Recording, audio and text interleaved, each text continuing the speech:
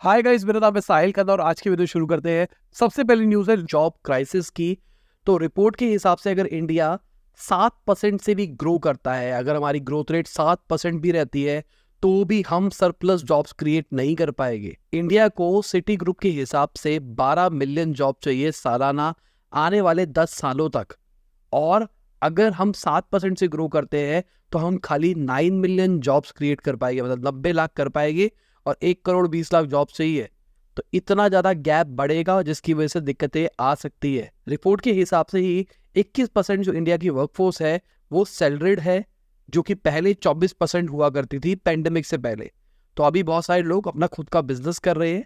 अब इसको negative treat करना है, पॉजिटिव ट्रीट करना है, ये आपके ऊपर है। बट मैं इसको पॉजिटिव ट्रीट करूंगा कि लोग अपनी बिजनेस की तरफ जा रहे हैं। आधे से ज्यादा जो इंडियन वर्कर्स है वो सेल्फ एम्प्लॉयड है। अगेन ये भी एक अच्छी चीज है मेरे हिसाब से। बट CMI के डेटा के हिसाब से 9.2% अनएम्प्लॉयमेंट रेट रही है मई के महीने के अंदर, जिसमें से 40% 20 से 24 साल के बीच के लोग हैं। अब सिंपल सी बात, 20 से 24 साल के लोगों को नौकरी नहीं मिल रही, दिस मीन्स इंडिया का यूथ बेरोजगार बैठा है। ये चीज सही नहीं है। अब अगर इकोनॉमी की बात कर रहे हैं तो स्टेट्स इकोनॉमी का डेटा निकल के आया है। महाराष्ट्र पहली स्टेट बन गया है जो कि $500 बिलियन की इकोनॉमी पहुंच गया है। अब चार्ट के अंदर देख सकते हैं हर एक स्टेट का डेटा कितना कितना है। महाराष्ट्र नंबर 1 पे है, तमिलनाडु उसके बाद आता है, फिर उत्तर प्रदेश है, फिर कर्नाटका, गुजरात, बंगाल, राजस्थान, आंध्र प्रदेश, मध्य प्रदेश, देन तेलंगाना। तो देखा जाए तो अच्छी चीज है, सबके सब स्टेट्स ग्रो कर रही है, इंडिया की इकोनॉमी भी ग्रो कर रही है। अगर आप इंडिया के डिफेंस मैन्युफैक्चरिंग की बात करके चले तो फाइनेंशियल ईयर 24 में वो 16.8% बढ़ता हुआ दिखाई दिया है। गवर्नमेंट का टारगेट है कि 2024-25 के अंदर वो 1,75,000 करोड़ के इंडिजीनियस डिफेंस मैन्युफैक्चरिंग करना चाहते हैं। अगर हम एक्सपोर्ट की बात करके चले 23-24 फाइनेंशियल ईयर के अंदर 21,083 करोड़ का हमने एक्सपोर्ट किया है, और ये भी 32.5% से बढ़ता हुआ दिखाई दिया है। 2013-14 से अगर इसको कंपेयर किया जाए, मतलब 10 साल पहले से, तो 31 टाइम्स बढ़ता हुआ दिखाई दिया है। तो ये अच्छी चीज है, इंडिया डिफेंस के अंदर भी खुद इंडिजिनियस प्रोडक्ट बना रहा है, और बहुत अच्छी चीज है मतलब मेरे हिसाब से। तो बाकी अगर हम LNG इंपोर्ट्स की बात करके चले तो वो जून के महीने में 44 मंथ हाई के ऊपर पहुंचते हुए दिखाई दिए। इसका बहुत बड़ा रीजन है कि भाई गर्मी बहुत पड़ रही है, हीट वेव बहुत पड़ रही थी, इसके चक्कर में लोग AC चला रहे थे, बिजली की रिक्वायरमेंट पड़ रही थी।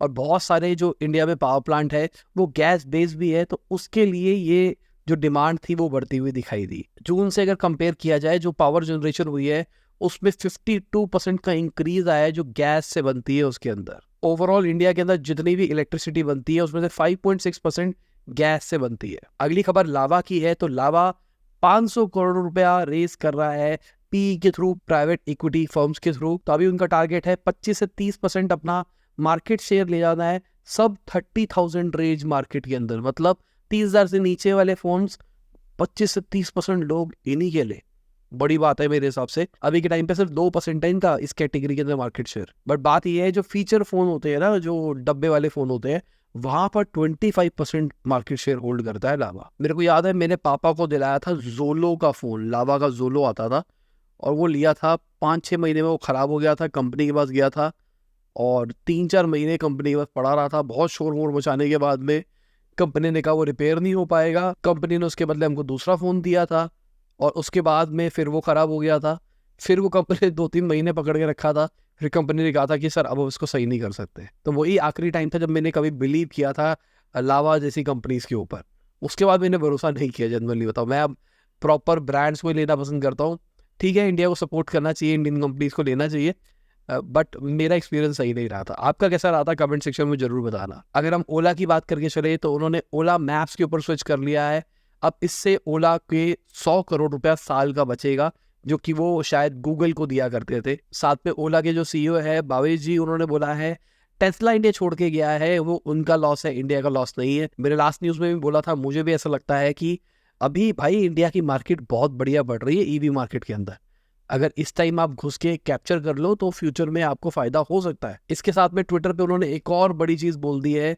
उन्होंने बोला है कू अभी रिसेंटली बंद हुआ है, उसके ऊपर बोला कि अगर आप इंडिया के अंदर कुछ रिक्रिएट करते हो, वही चीज जो पहले से चल रही थी उसको उठा के इंडिया के अंदर ले आते हो, तो वो नहीं चलेगी, सक्सेस नहीं मिलेगी। अब लोग बहुत सारे मजे ले रहे हैं, अगर ऐसा है तो आपकी कंपनी ओला भी तो उबर की कॉपी थी। अगर ऐसा है जो आप एआई बना रहे हो वो किसकी कॉपी है, खुद से बना रहे हो क्या? तो बेसिकली लोग मजे ले रहे हैं और मुझे भी लगता है यार कोई प्रॉब्लम नहीं है। बाहर का मॉडल अगर इंडिया में आप सक्सेसफुली ढंग से रन कर सकते हो तो कोई प्रॉब्लम नहीं है। बट कहानी ये है, अगर इंडिया में पहले से ही उसका स्पेस बना हुआ है तो दिक्कत है। जैसे अगर हम ओला उबर की बात करके चले तो उबर बाहर था, इंडिया में नहीं था। अब वो आइडिया अगर आप उठा के लेके आ रहे हो तो लोग उबर को यूज नहीं कर सकते थे ना इंडिया के अंदर।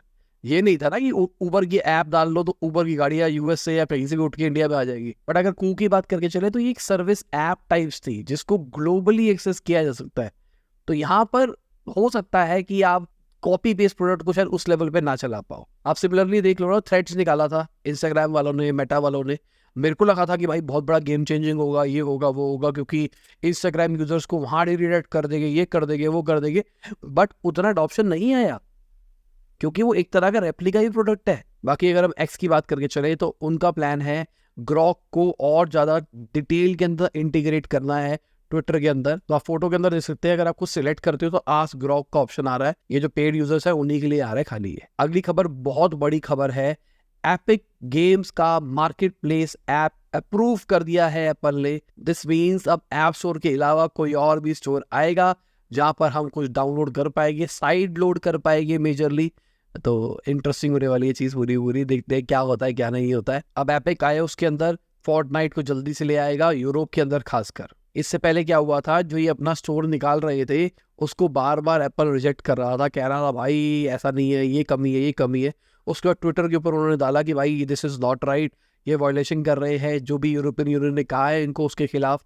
बेसिकली एप्पल का कहना था कि आपका जो इंस्टॉल बटन का पोजीशन है और जो आपने इन ऐप परचेज का लेबल लगा रखा है वो हमसे बहुत मिलता जुलता है, इसलिए ये चीज़ सही नहीं है। बट बाद में एप्पल वाले मान गए और अप्रूव कर दिया है। बट एक शर्त पे किया कि आप अपने यूआई चेंजेस करोगे। अगर हम यूट्यूब की बात करके चले तो उन्होंने एक नया फीचर निकाला है क्रिएटर्स के लिए, जहां पर आप अगर कोई गाना यूज करते हैं जिसपे कॉपीराइट आ जाता है तो उसको रिमूव कर सकते हैं। तो बहुत बार होता है कि आप ब्लॉग बना रहे होते हो, आप कहीं पे होते हो, पीछे से कोई गाना बज गया, आपने नहीं बजाया, वो पीछे वहीं से बज रहा था, बट उसकी वजह से आपके पास में कॉपीराइट आ जाता है। तो यहाँ पे आपके पास में ऑप्शन होगा खाली उस गाने को हटाने का। बहुत बढ़िया चीज़ है। एआई आ रहा है तो एआई का यूज़ यूट्यूब बहुत अच्छे तरीके से कर रहा है। बट अगर नहीं हो पाएगा तो जैसे पहले होता था आपको म्यूट करना पड़ता था सेक्शन, तो आपको म्यूट करना पड़ेगा, तभी आपका कॉपीराइट हटेगा। अगली खबर सैमसंग की है। तो Q2 का जो इनका प्रॉफिट है वो 1400% बढ़ता हुआ दिखाई दिया है एआई की वजह से। अब ये सैमसंग खाली फ़ोन नहीं बनाता, बहुत सारी चीज़ें बनाता है। स्टोरेज डिवाइसेस से मेजरली इनका रेवेन्यू आता है। एआई के चक्कर में एसएसडी की डिमांड बढ़ी है। एसएसडी की डिमांड बढ़ने के चक्कर में बेसिकली सारी चिप्स की डिमांड बढ़ी है, तो इसके चक्कर में सैमसंग को फायदा होता हुआ दिखाई दे रहा है। कंपनी का जो प्रॉफिट है ना वो 10.4 ट्रिलियन वॉन है, और अगर पिछले साल से कंपेयर किया जाए तो उस टाइम पे 670 बिलियन वॉन था। सोचो कितना एक्स होता हुआ दिखाई दिया है। अगली खबर एक रिपोर्ट के हिसाब से ड्रोन्स 30% क्विक कॉमर्स डिलीवरी को हैंडल करने वाले हैं 2027 तक, ये इंडस्ट्री फोरकास्ट प्रेडिक्ट कर रही है। साथ में उन्होंने ये भी बताया है कि अगर ड्रोन डिलीवरी का यूज किया जाता है तो डिलीवरी को 50% कम टाइम के अंदर किया जा सकता है। पैसों की बात करके चले तो 30% सस्ती पड़ेगी क्विक कॉमर्स प्लेयर्स के लिए ये। ऑपरेटिंग कॉस्ट की भी बात करके चले तो वो 40 से 70% कम है ट्रेडिशनल व्हीकल्स के कंपैरिजन में। तो ये अच्छी चीज़ है अगर देखा जाए तो। ज़्यादातर जो डिलीवरी वाली कंपनीज है सबके सब कहीं ना कहीं ड्रोन के ऊपर काम कर रहे हैं और अपना इंफ्रा बनाने की कोशिश कर रहे हैं। अब कहा जा रहा है लास्ट माइल डिलीवरी के लिए इसका यूज़ किया जाएगा, मतलब आपके घर पे गेट पे आएगा और आपको उठा के दे दिया जाएगा ड्रोन से। बट लेट्स सी कहाँ जाती है बुरी बुरी कहानी, क्योंकि मेरे को लगता है कि कहीं ना कहीं इसमें केसेस आ सकते हैं क्योंकि लोग टपा लेंगे। और अच्छी बात ड्रोन डिलीवरी की ये भी है कि भाई वो एनवायरमेंटल फ्रेंडली है। कहा जा रहा है कि अगर 1000 डिलीवरीज करी जाएगी उससे 80 टन कार्बन एमिशन डेली बचेगा। अगली खबर एमक्योर फार्मा के आईपीओ की है। तो ओवर सब्सक्राइब होता हुआ दिखाई दिया है, 67.87 टाइम्स गया है फाइनल डे के अंदर। QIBs की बात करके चले तो 195.83 टाइम्स गया है QIBs, बहुत बड़ा नंबर है। नॉन इंस्टीट्यूशनल की बात करके चले तो 48.32 गया है टाइम्स की बात कर रहा हूँ अगेन। रिटेल इन्वेस्टर्स की बात करके चले तो वहां पर 7.21 टाइम्स गया है, जो कि अगेन अच्छा ही है। अगली खबर बजाज की है। तो बजाज 100% इथेनॉल पावर्ड बाइक के ऊपर भी काम कर रहा है। अभी CNG भी निकाल रही है, अब पेट्रोल भी हो गई है, EV भी हो गई है, और साथ में अब दारू से भी गाड़ी चलेगी, मतलब एथेनॉल, दारू नहीं बोल रहा हूँ मैं, एथेनॉल से भी गाड़ी चलेगी। तो भाई बहुत ज़्यादा ऑप्शंस आ जाएगी। अब कल मैंने बोला था कि पता नहीं क्यों लोग सीएनजी वीएनजी की तरफ जाएंगे, पर बहुत सारे लोगों ने कमेंट करी और बहुत रेलेवेंट कमेंट करी कि गवर्नमेंट ऑल्टरनेटिव्स तैयार कर रही है ताकि एक ही चीज़ पे डिपेंडेंसी ना रहे, खाली इलेक्ट्रिसिटी पे पूरी डिपेंडेंसी ना हो, पेट्रोल पे ना हो, ऑयल पे ना हो, इस पे ना हो, इस पे ना हो। तो फ्लेक्सी और हर एक चीज़ का ऑप्शन अगर रहेगा तो चीज़ें अच्छी रहेगी। मुझे बहुत बढ़िया ऑप्शन लगा, सही बोला सबने। बट सबके इंफ्रा भी बनाने पड़ेंगे, ये भी एक बहुत बड़ा क्वेश्चन है। और इसी के साथ आज की बिजनेस खत्म होती है। उम्मीद करता हूं आपको मजा होगा। लाइक कर देना, शेयर कर देना, कमेंट बताना वीडियो कैसी लगी। बाय, गुड हाफिज, गुड मॉर्निंग। और जब भी वीडियो देख रहे हैं, जय हिंद, वंदे मातरम।